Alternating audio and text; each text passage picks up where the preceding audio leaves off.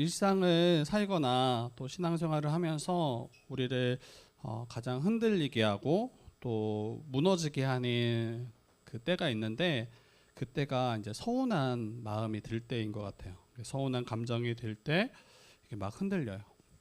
그리고 무너지기까지 합니다. 자신이 행한 일만큼 어떤 그런 칭찬, 격려, 또 그런 보답, 이러한 인정들이 돌아오지 않을 때 쉽게 밀려오는 감정과 생각입니다. 내가 가정을 위해서, 또 자녀를 위해서, 또 남편이나 아내를 위해서, 많은 이들이 또 직장을 위해서, 또 교회를 위해서, 또 주와 복음을 위해서 수많은 수고들을 또 감당해 왔고 또 하고 있습니다. 근데 그때 나의 그 수고를 알아주지 않을 때, 많은 이들이 너무 모를 때, 또 하나님마저도 몰라주시는 것처럼 느껴질 때, 이때 이제 서운한 마음들이 밀려오죠.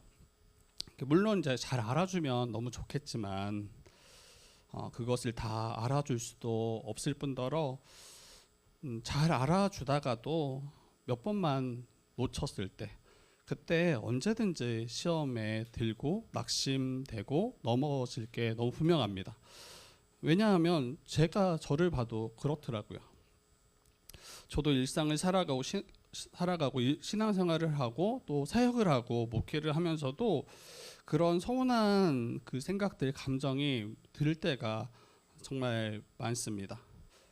가장 빈번히 그러한 마음이 일어나는 대상이 먼저는 이제 가족이기도 하고, 또 교회의 지체들이기도 하고, 또 함께 사역하는 동역자들을 향할 때가 많았던 것 같아요. 그리고 서운한 마음이 들 때마다 이제 이게 마음이 요동치더라고요. 쉽지가 않아요. 그리고 다 놓아버릴까, 뒤엎어버릴까, 이런 생각들까지도 안 좋을 때는 이제 가기도 합니다. 근데 그때마다, 제가 서운한 마음이 들 때마다 저를 무너지지 않게 붙들어 주었던 말씀이, 저는 이 누가복음 17장 7에서 10절 말씀입니다. 이 말씀을 묵상할 때 서운하다가도 다시 이 서운한 마음이 이제 사그라지는 것을 경험할 때가 많았습니다. 오늘 이 본문의 17장은 여러분 제자도에 대한 이야기이기도 해요. 그래서 제자도 하면 제자가 걸어가야 될 그 길이죠. 주 대신 예수 그리스도를 믿고 따라가는 자들이 걸어가야 될 그 길에 대한 이야기입니다. 예수님의 가르침을 받고 또 예수님의 그 삶의 본을 따름으로 걸어가야 되는 그 길, 그 삶의 방식에 대한 이야기입니다. 그래서 오늘 읽지는 않았지만 1, 2절 그리고 이제 뒤에 3, 4, 5, 6절 여기를 아주 간단하게 살피면 1, 2절은 예수 그리스도를 이제 주로 믿고 살아가는 자들이 어떤 삶의 방식을 따라야 되는가 할 때는 다른 일을 실족해 하지 말아라. 다른 일을 넘어지게 하지 말아라. 나로 하여금 다른 이가 범죄하지 않도록, 실족하지 않도록 하는 것. 이게 제자가 걸어가야 될 그 삶의 방식이다라고 이야기하는 거예요. 제자된 우리는 다른 일에 걸려 넘어지게 하는 자가 아니라 죄에 넘어진 자를 도리어 회복시키고 예수님을 따르도록 돕는 자들이 바로 예수님의 제자의 삶의 방식이죠. 혹 작은 자 중에 하나, 연약한 자들 가운데 누군가 나로 인해서 걸려 넘어지더라면, 여러분, 그가 나로 인해서 범죄한 자리까지 나아가게 된다라면 주님은 이를 가볍게 여기지 않는다라고 말씀하세요. 그리고 2절에 이렇게 이야기합니다. 이 작은 자 중에 하나를 실족하게 할진대 차라리 연자맷돌을 그 목에 메어서 바다에 던져지는 것이 나으리라. 이 연자맷돌은 이제 동물들이 끄는 아주 큰 맷돌이잖아요. 엄청 무거운. 근데 그것을 목에 메고 바다에 던지는 것이 훨씬 나을 것이다. 이렇게까지 주님이 말씀하십니다. 그리고 예수님은 지극히 작은 자를 섬김이 곧 나를 섬기는 것과 같다 이야기하셨고, 예수께서 오심도 섬김을 받으려 오심이 아니라 도리어 섬기려 오셨다 말씀하셨던 것처럼 우리의 삶 또한 이 연약한 자들을 붙들어주고 그들로 하여금 실족하지 않도록 도리어 그들을 지키는 삶이 바로 제자가 걸어가는 그 삶이어야 한다라고 이야기하시는 거죠. 그리고 두 번째로는 형제가 죄를 범하거든 경고하고 회개하거든 용서하는 삶, 이게 바로 이 주님을 따르는 또 제자도의 삶입니다. 지난번에 이제 갈라디아서에서도 살폈지만 형제가 범죄하거든, 형제의 범죄가 드러나거든 이 어떻게 하라고 우리에게 말씀하셨습니까? 온유한 심령으로 그들을 바로 잡아주는 것, 형제의 짐을 함께 짊어지는 것, 그를 회복시키는 것이 주님의 제자된 우리에게 바라시고 원하시는 삶이다라고 이야기했어요. 단순히 죄를 덮어주는 게 사랑이 아니죠. 단순히 그 죄가 아무것도 아닌 것처럼 그렇게 받아주는 것이 아니라 오래 참음으로 대해야 되겠지만 죄를 죄가 아닌 것처럼 하는 것이 아니라 그 죄에 대해서 바로 잡아주고 권면해주고 이게 바로 신자의 삶의 방식입니다. 죄에 대하여 권면할 수 있어야 된다. 그리고 그 권면을 받을 수 있어야 된다. 이 일이 형제를 바로 잡아줄 수 있기 때문이죠. 그리고 형제가 회개한다면 여러분 그 형제를 얻게 되는 거예요. 그리고 회개한 형제의 그 지체를 온전히 용서할 수 있는 것까지 나아가야 합니다. 더 나아가서 어떻게까지 이야기하냐면 4절입니다. 4절. 이 4절 우리 같이 한번 읽어볼까요? 4절 같이 한번 읽어봅시다. 시작.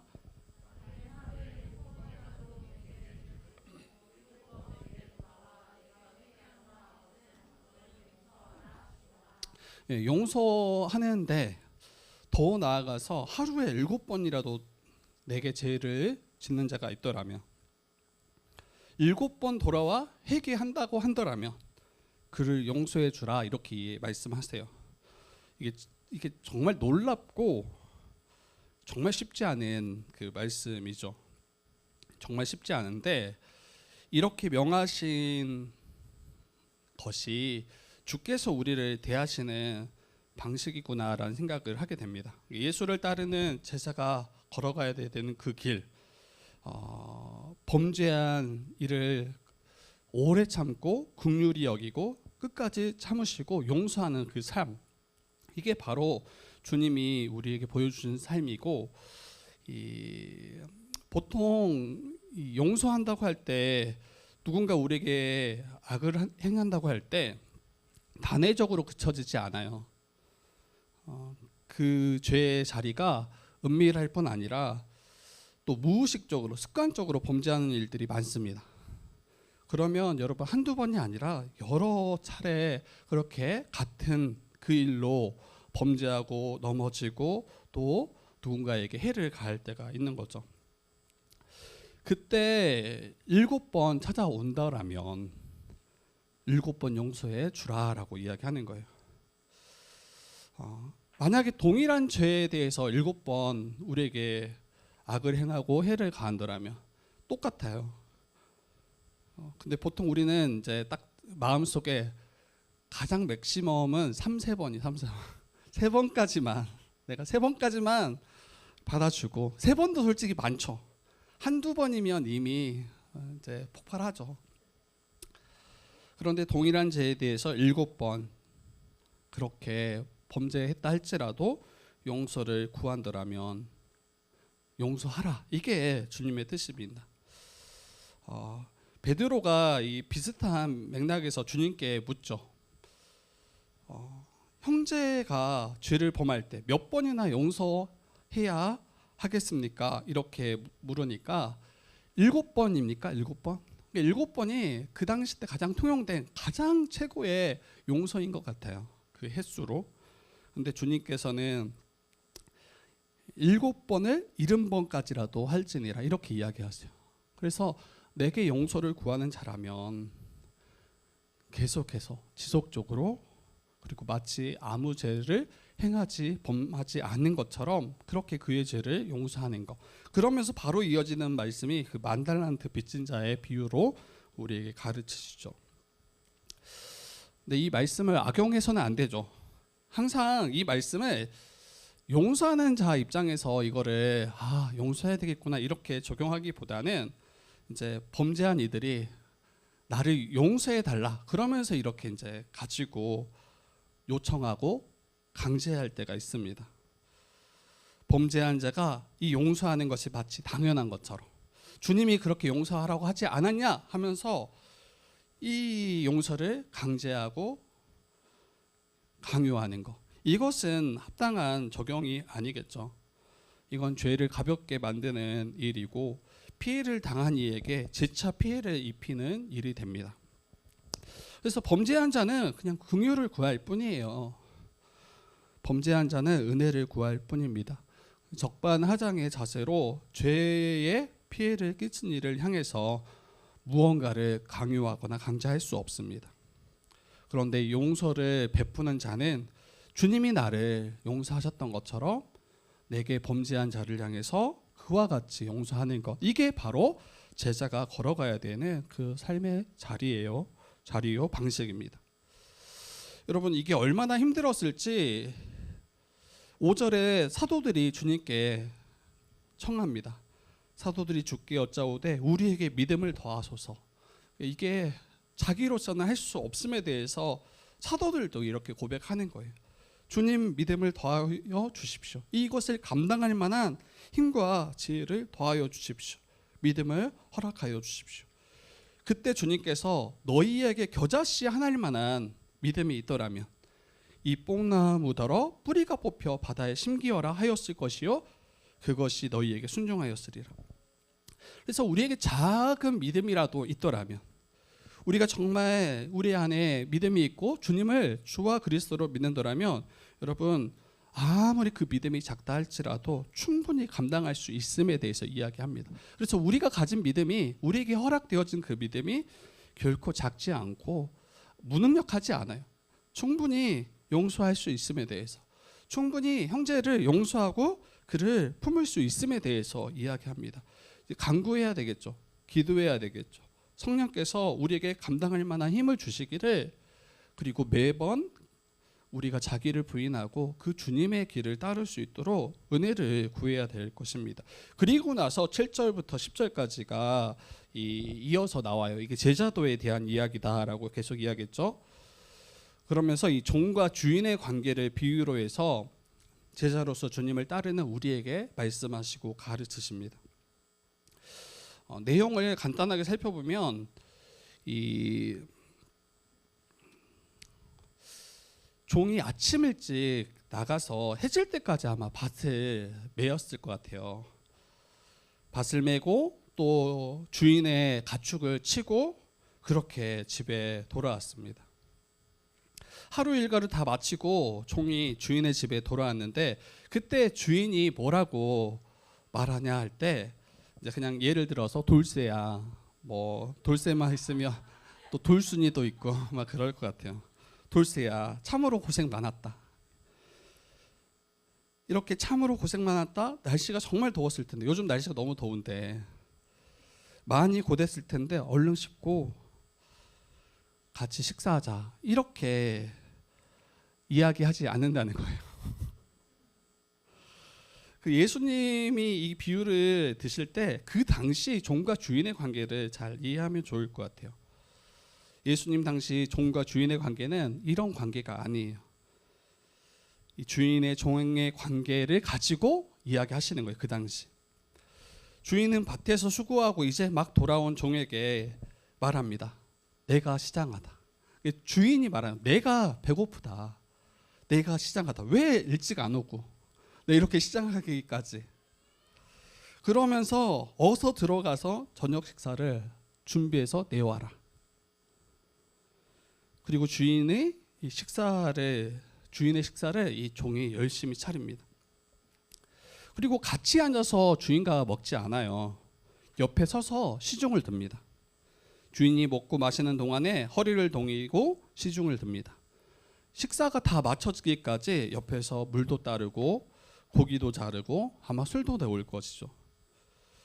그리고 주인이 다 먹고 마시면 바로 또 식사 못해요. 다 치워야죠.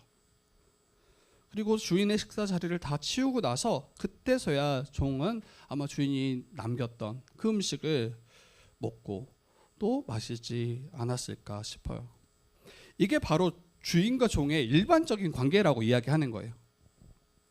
주인을 위해서 밭을 메고 가축을 치고 식사를 차리고 시중까지 다 들었어요. 그 주인이 명한 대로 이 종이 순종했습니다. 그때 주인이 종에게 감사하다, 고맙다 이렇게 말하지 않는다라는 거예요. 9절에 이야기하죠. 명한 대로 하였다고 종에게 감사하겠느냐. 아니 고맙다라고 좀 이야기할 수 있으면 안 돼요? 그렇게 수고했는데 아침 일찍부터 저녁 늦게까지 일하고 와서 쉬지도 않고 주인의 식사를 차리고 시정 들고 이렇게까지 했는데 아니 고맙다라 감사하다 이렇게 좀 표현하고 말해주면 안 됩니까? 여러분 안 된다라고 이야기하는 거예요. 안 된다고. 왜 그러냐면 이 고맙다 감사하다라는 이 것은 상대방에게 빚졌음을 이야기하는 거예요. 내가 누군가에게 감사합니다, 고맙습니다 이야기하는 것은 그 상대방에게 내가 빚을 졌습니다, 내가 당신에게 빚졌습니다를 이렇게 표현하는 거예요. 여러분 쉽게 조선시대만 생각해봐도 감사하죠. 우리가 조선시대가 아니라 이 종의 신분이 있지 않아서 아마 대다수는 아마 종, 뭐 노예, 뭐 어떤 분은 막 백정, 제 미스터 선샤인을 봤는데 백정의 삶이 진짜 정말 끔찍하더라고요. 끔찍하더라고요. 여러분 조선시대만 되어도 종의 의미를 좀 더 분명히 알 수 있을 거예요. 밭에서 열심히 일하는 거, 그리고 일하고 들어와서 주인의 시중을 드는 거. 근데 주인이 그 종에게 감사하다라고 표현하지 않죠. 뭐라고 말하냐면 당연하다, 마땅하다. 밭을 메고 온 종에게 주인이 정말 고맙구나, 나를 위해서 식사를 차려줘서 시중을 들어줘서 정말 감사하다 이렇게 말하지 않는다는 거예요. 당연하다라는 거예요. 마땅하다라고 이야기하는 거예요. 종된 자가 하는 일을 통해서 주인이 그에게 빚진 게 아니에요. 종은 주인의 소유죠. 주인의 명령을 따라서 행하는 것이 그에게 합당한 일이기 때문입니다. 만약 종이 밭을 메고 들어온 후에 이 주인이 종에게 식사를 내오라고 명할 때, 그때 종이 주인을 향해서 내가 이렇게 힘들게 고생하고 들어왔는데 내가 이렇게 고생한 거 당신 눈에는 보이지 않습니까? 막 땀 흘리고 막 지저분해지고 막 이랬을 거 아니에요. 그러면서 주인을 향해서 양심이 있으면 식사 정도는 당신이 좀 차려서 먹어야 되는 거 아닙니까? 하루 이틀도 아니고 지금 평생 이렇게 했는데 당신이 정말 사람입니까? 막 이렇게 혹시 종이 주인에게 말했다고 해봐요. 근데 더 이상 못 참겠다 내가. 여러분 그때 주인이 어떻게 반응하겠습니까? 내가 정말 미안하다, 내가 이걸 미처 깨닫지 못했구나 그러면서 그에게 좋은 자리를 내주고 식사를 차려서 너도 함께 먹고 마시자 이렇게 하지 않는다는 거예요. 여러분 바로 아마 주인이 다른 종을 불렀을 거예요. 여봐라, 걔 누구 없느냐, 돌쇠 저놈이 실성했구나, 요즘 날씨가 많이 더워서. 그러면서 멍석을 말아서 아마 막 때렸을 거예요. 그리고 다시는 주인한테 그런 말 하지 않았겠죠. 뭐 양심이 있습니까? 당신이 너무한 거 아닙니까? 여러분 왜 주님께서 이러한 비유로 우리에게 가르치셨을까 한번 생각해 봐야 돼요. 예수님은 이 비유를 통해서 예수 그리스도를 따르는 제자들이 예수님과 우리 사이의 그 관계가 어떠한지를 분명하게 말씀하고 계시는 거예요. 주님과 주님을 따르는 제자들의 그 관계가 어떠한지. 여러분 물론 우리를 너무 사랑하시고 자기를 다 내어주셔서 십자가에 죽기까지 사랑하시게 봤지만 또 한편은 예수님은 우리의 주인이시라는 거예요. 그리고 우리는 주님의 종이라는 것을 또 잊지 말아야 돼요. 이게 같이 가야 돼요. 너무 그 사랑의 또 하나님, 또 너무 좋으신 분으로만 우리가 여기고 따를 때 여지없이 밀려오는 생각이 서운함. 주님, 내가 주를 위해서 어떻게 행했는데, 주님, 내가 주를 위해서 얼마나 수고했는데, 이렇게 간다고요. 여러분, 이와 같이 너희도 다 행한 후에 이르기를 우리는 무익한 종이라, 우리가 하여야 할 일을 한 것뿐이라 할지니라. 이렇게 이야기해요. 10절에 이와 같이 너희도 명령받은 것을 다 행한 후에 뭐라고 말하냐면, 우리는 무익한 종이라 우리가 하여야 할 일을 한 것뿐이라 할지니라. 여러분, 주인 된 자가 너무한 거 아닌가, 이런 생각이 혹 들 때가 있어요.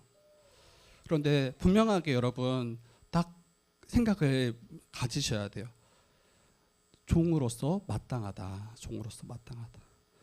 예수님의 제자들은 자신들이 주의 나라를 위해서 복음을 전하고 주님을 따르고 그러한 모든 일들이 여러분 아마 칭찬받을 만한 일, 그리고 큰 상급으로 무언가 보답받을 만한 일로 여기고 따랐을 가능성이 커요. 그런데 이것은 종으로서의 합당한 태도가 아닙니다. 주인이 잘했다 칭찬할 수 있죠. 수고했다 말하며 상을 줄 수 있습니다. 그런데 종된 자의 태도는 그것을 바라고 그것을 마땅하다, 당연하다 여기고 따른다면 이것은 종과 주인의 관계가 아니라는 거예요. 도리어 무익하다. 정말 무익한 종이다. 이렇게 고백하고 주님을 따름이, 주님을 섬김이 마땅하다, 당연하다. 이렇게 우리가 마음 먹고 고백할 수 있어야 됩니다. 하나님이 나의 주님 되심을 인정하고 예수 그리스도가 나의 주님 되심을 인정하고 그분의 말씀을 순종함이 마땅한 일임을 그렇게 여기고 도리어 기뻐하는 것. 이게 바로 제자가 주님을 따를 때 걸어가야 될 그 삶의 태도요, 방식인 거죠.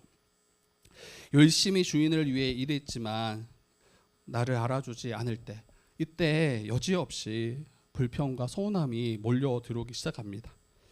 그리고 내가 수고한 그 일이 대단한 일로 우리는 여기기 시작해요. 그때 다른 이들이 인정해주지 않을 때 상처가 됩니다. 실망이 되고 낙심이 됩니다. 우리도 주와 복음을 위해서 교회로서 감당하는 많은 수고와 봉사들이 있습니다. 그리고 복음을 전하고 누군가를 가르치고 또 사랑으로 섬기는 그 수많은 봉사들이 있죠. 여러 가지 봉사, 섬김, 또 직분들. 그때 주님께서 인정해 주시고 칭찬해 주시고 그것을 높여 주시는 것, 이것이 당연하다라고 여기고 기대하는 것, 이게 위험하다라고 이야기하는 거예요. 도리어 뭐라고 우리가 고백해야 됩니까? 나 같은 무익한 자를 부르심에 감사합니다. 나 같은 무익한 자를 부르셔서 귀한 사명을 맡겨주셔서 감사합니다. 그리고 나의 가장 최고의 것으로 주님을 섬기고 주님을 높이며 예배하는 것. 도리어 나 같은 자를 사용하셔서 주님을 섬기게 하심에 감사하다라고 고백할 수 있는 것. 이게 바로 무익한 종의 태도요, 자세입니다. 여러분 실제 그래요. 이게 자존감이 낮다 이런 게 아니라 하나님을 떠나 범죄했던 우리, 그리고 하나님을 향해서 적대하고 하나님을 욕되게 했던 우리, 그래서 영원히 형벌받을 수밖에 없었던 우리, 이것을 분명히 안더라면 여러분 이런 자를 구원하심이, 이런 자를 구원하셔서 귀한 사명 맡겨주심이 얼마나 큰 은혜인지 이미 주님의 종으로 삼아주심 자체가 너무나 큰 은혜요, 감사요, 기쁨임을 고백할 수 있어야 됩니다. 그리고 나서 섬기는 거예요. 그리고 나서. 그런데 세상의 가치관을 따라 살아가면 여러분 우리는 쉽게 시험 들 수밖에 없습니다. 내가 봉사하고 섬긴 게 얼만데 나를 이렇게밖에 대우하지 않는가. 이 정도 수고했으면 그래도 이 정도는 대우를 해줘야 되는 거 아닌가.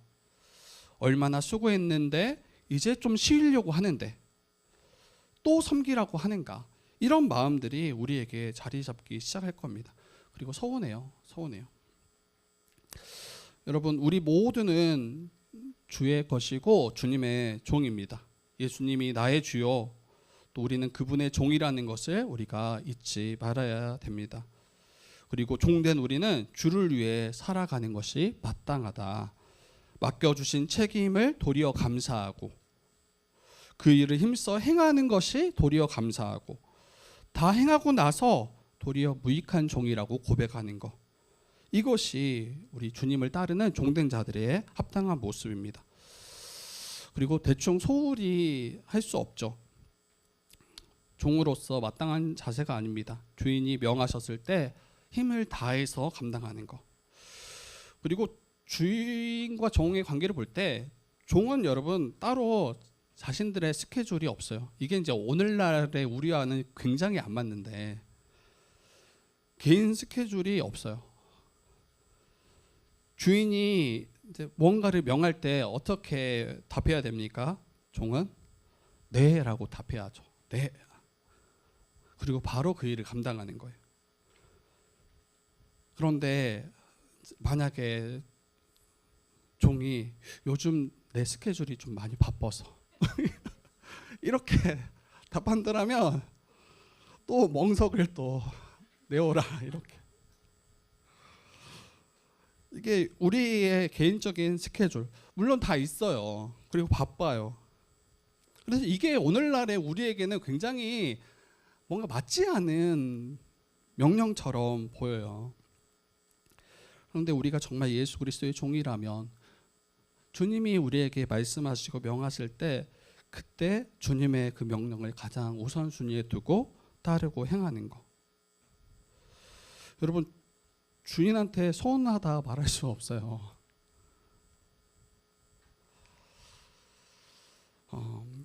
가정적으로, 교회적으로 또 누군가에게 서운한 일이 혹시 있더라면 그때 이 말씀을 기억하셨으면 좋겠어요. 내가 무익한 종이구나. 마땅히 내가 해야 될 일을 하는 거구나. 내가 더 하는 게 아니에요. 종으로서 내가 감당해야 되는 그 모든 수고가 마땅하구나. 우리가 주님께 빚지게 만드는 게 아니에요. 우리는 예수님의 종으로서 그냥 모든 수고를 그저 감당하는 것이 마땅하다. 이거를 잊지 않아야 돼요. 잊지 않고, 내가 생각했던 것보다 좀 더 수고할 수 있잖아요. 이 정도까지 했으면 됐는데, 근데 더 수고를 감당할 때, 그때도 마땅히 내가 해야 할 일을 했구나, 이렇게 생각할 수 있어야 돼요. 내가 주를 위해서 큰 헌신을 올려드렸다고 할 때, 그게 재정이 될 수도 있고 뭐 여러 가지 우리의 시간이 될 수 있죠. 그때 그것을 마땅히 해야 돼 우리의 일로 여길 수 있는 거. 내가 교회를 위해서 사랑으로 수고하고 봉사하잖아요. 그때 마땅히 해야 할 일을 했다라고 여길 수 있어야 돼요. 그것으로부터 주님께 뭔가를 인정을, 높임을 구하지 마셨으면 좋겠어요. 이 정도는 했으니까 주님께서 이 정도는 알아주시고 갚아주시겠지, 이런 생각을 좀 내려놓으셨으면 좋겠어요. 한 선배 목사님이 들려주셨던 예화가 있는데, 저는 이 무익한 종과 그 예화가 항상 잘 연동돼서 제가 높아지려고 할 때, 서원하려고 할 때 여지없이 생각나는 말씀이에요. 그 전쟁터에 나간 군사들이 싸우잖아요. 적들과. 근데 그때 전쟁터에서 여러분은 어떤 역할을 맡고 싶습니까? 어떤 이는 선이 뭐 어떤 역할을 맡고 싶어?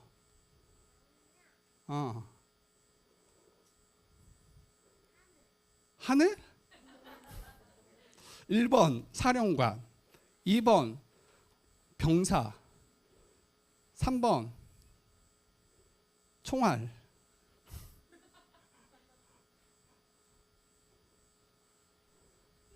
일본 사령관. 지민이는 어때? 좀 어떤 역할을 맡고 싶어? 전쟁이 일어났어.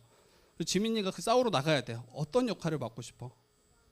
병사. 다행이네. 사령관 2명이면 큰일 날 뻔했는데. 그래도 그리고 우리 지성이는 몇 번 하고 싶어? 다른 것도 괜찮아. 입어? 가장 막내가 사령관을 하고 약간 문제가 있는데 이거. 혹시 나는 총알을 좀 담당하고 싶다. 이래 없네. 이래. 여러분 3번이 총알이에요. 총알. 병사가 쓰는 총의 총알. 총도 아니고 총알. 선의가 총알이 돼가지고 적을 딱 가서 맞히는 거야.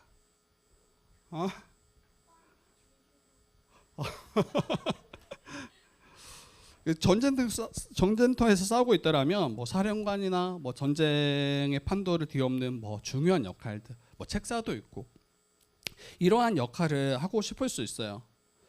적어도 사람들로부터 함께 이 싸우는 사람들로부터 의미 있는 존재이고 싶어하고 좀 혹시 싸우다 죽더라도 의미 있는 죽음이기를 다 기대해야지 그냥 아무도 모르게 죽어나가는 뭐 병사들이나 아니면 소모되는 그런 도구 정도가 되고 싶어 하지 않죠. 그런데 그 선배 목사님이 이렇게 이야기하세요. 우리는 목회자들을 향해서 이야기하신 건데 우리는 그 전쟁터에서 수많은 그 총알 중에 하나일 가능성이 크다. 아니 주를 위해서 다 버려두고 뛰어들어서 막 이렇게 들어왔는데 갑자기 목사님 하시는 말씀이 그 수많은 총알 중에 하나일 수 있다. 근데 그 총알도 여러 부류의 총알이 있어요. 어떤 총알은 적의 딱 심장을 딱 맞춰서 이 한 명의 이 적군을 쓰러뜨릴 수 있지만 어떤 총알은 여러분 허공을 가릅니다. 허공을 가르고 어떤 총알은 가다가 땅에 박히기도 하고 어떤 총알은 너무 아쉽게 적군의 그 방탄모라고 하죠. 방탄모를 딱 치고 튕겨 나가요. 결국에는 아무것도 아닌 거예요. 그러면서 그 목사님 말씀이 우리는 그 수많은 대부분의 총알은 다 여러분 허공을 가르거나 땅에 박히거나 살짝 빗나갈 때가 훨씬 많아요. 근데 그 중에 하나의 가능성이 크다라고 이야기하세요. 지금 제가 수고하는 목회 그리고 여러분들이 수고하는 그 섬김들 그러한 것들이 뭐 전쟁의 판도를 바꾸거나 뭐 전쟁을 이기는 아주 중요하고 결정적인 일이 아닐 가능성이 커요. 그저 이 영적 전쟁에 오가는 수많은 탄환 중에 하나고 허공을 가르는 탄환일 뿐일 때가 있습니다. 여기서 제가 드리고 싶은 말씀은 여러분 전쟁은 하나님께 속했어요. 그리고 전쟁을 이기신 분은 하나님이시고 그 전쟁을 이기신 분은 우리 주님이시고 십자가로 이미 승리하셨죠. 근데 그 싸움 가운데 우리를 부르셔서 우리를 사용하시고 우리를 쓰시는 것이 이게 영광스럽고 이게 정말 감사할 일인 거지. 마치 물론 이순신 장군의 그때 뭐 적군의 수장의 그 가슴을 겨누는 그 화살 그게 우리였으면 좋겠지만 그리고 이순신 장군이 우리였으면 좋겠지만 그렇지 않을 때가 대다수고 많죠. 중요한 것은 주님이 나를 사용하신 것만 해도 너무 크다, 감사하다. 주님의 명령을 따라서 쓰여졌다는 것에 정말 이게 은혜구나, 감사하다. 그리고 마땅히 내가 해야 할 일을 하고 주님께서 나를 부르셨다라고 할 때 여러분 서운하지 않을 수 있어요. 왜 수많은 총알 중에 굳이 허공을 가르는 총알이 내가 돼야 됩니까? 이렇게 따지지 말라는 거예요. 왜 수많은 그 총알 중에 땅에 꼬라박고 이거 사투리 아닌가 모르겠는데 근데 여러분 괜찮아요. 내가 주님이 부르신 그 일에 마땅히 해야 할 일을 했기 때문에 도리어 감사하고 주님께 무익한 종입니다. 이렇게 고백할 수 있더라면 주님을 나의 진정한 주님으로 인정하고 그분을 섬기는 것에 도리어 기뻐할 수 있더라면 여러분 충분합니다. 충분합니다. 내 자신이 주인이 아니라 내 뜻이 우선이 아니라 겸손함으로 주님 말씀에 순종하고 주님이 명령하신 일을 마땅히 섬기는 것을 이것을 나의 최우선으로 둘 수 있는, 그래서 감사로 하나님께 예배할 수 있는 저와 여러분들 되기를 주님의 이름으로 부탁드립니다.